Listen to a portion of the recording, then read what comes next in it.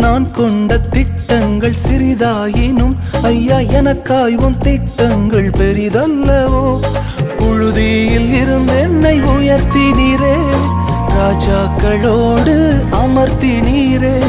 புழுதியில் இருந்து என்னை உயர்த்தினீரே, ராஜாக்களோடு அமர்த்தினீரே.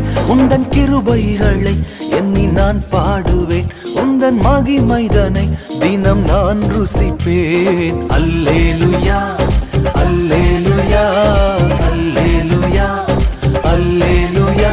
உம்மை உயர்த்துவதே எங்கள் நோக்கமையா, உம்மை பாடுவதே எங்கள் மேன்மையா. உம்மை உயர்த்துவதே எங்கள் நோக்கமையா, உம்மை பாடுவதே எங்கள் மேன்மையா.